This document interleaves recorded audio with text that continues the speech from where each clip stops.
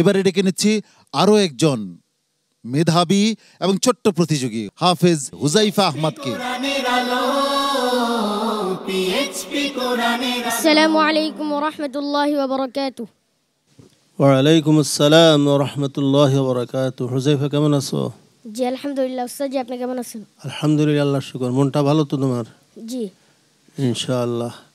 আমি তেলাওয়াত করব, সেখান থেকে পড়ে যাবে ইনশাআল্লাহ। হ্যাঁ, ইনশাআল্লাহ। আউযু বিল্লাহি মিনাশ শাইতানির রাজীম।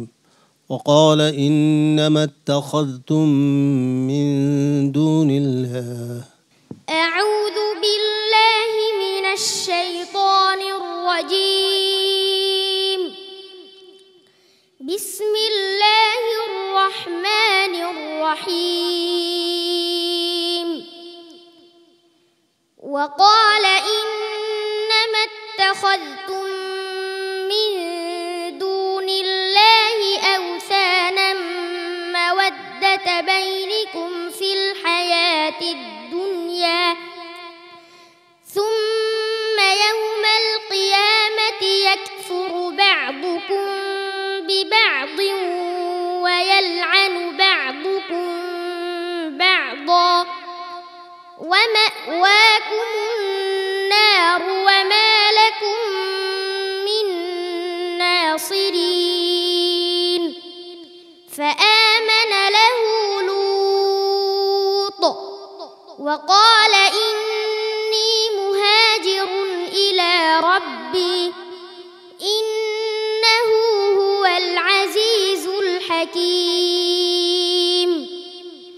ووهبنا له إسحاق ويعقوب وجعلنا في ذريته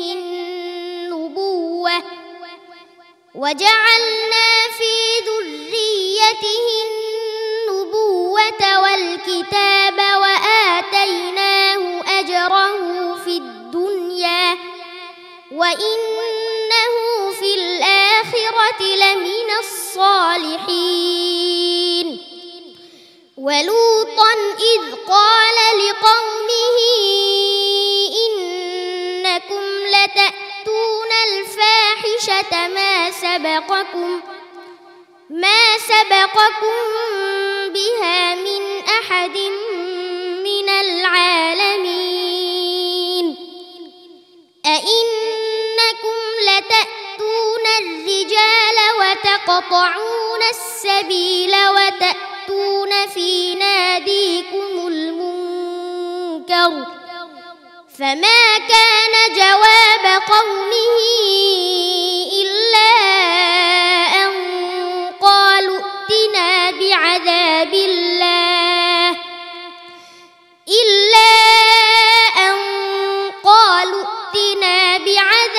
الله إن كنت من الصادقين. حسبك. صدق الله مولانا العظيم. মাশাআল্লাহ। হুজাইফা আহমদের আজকের পারফরমেন্স কেমন হলো জেনে আসি সম্মানিত বিচারক হাফেজ কারি ফখরুল হুদা। আপনার কাছে এই ছোট্ট প্রতিযোগীর পারফরমেন্স সম্পর্কে জানতে চাচ্ছি। মাশাআল্লাহ, হুজাইফা আহমদ এত অল্প বয়সে মাত্র 1 বছরে কোরআনে কারিম হিফজ করার মতো যে মেধা রব্বুল আলামিন তোমাকে দিয়েছেন, আমরা আশা করব এবং পরামর্শ দিব তোমাকে, তুমি এই মেধাকে কাজে লাগিয়ে তুমি একজন বড় মুহাদ্দিস, একজন মুফাসসির, একজন দ্বীনের বড় দাঈ বনবে আমরা কামনা করি এবং দোয়া করি তোমার জন্য এবং তোমার উস্তাদ এবং তোমার মা বাবার জন্য। জাযাকাল্লাহু খায়রা। মুফতি মোহাম্মদ মহিউদ্দিন। আজকে হুজাইফার তেলাওয়াতের মাধ্যমে আমি মনে করি যে পিএসপি কোরআন আলো এই প্রোগ্রাম ধন্য হয়েছে, গোটা জাতি ধন্য হয়েছে। ইনশাআল্লাহ হুজাইফার মতো সন্তান আমাদের ঘরে ঘরে তৈরি হোক, মহান আল্লাহ তাআলা কবুল করুক, আমিন।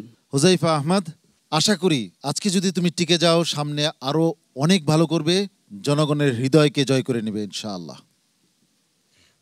সবাই আমার জন্য দোয়া করবেন। আসসালামু আলাইকুম ওয়া রাহমাতুল্লাহি ওয়া বারাকাতুহু।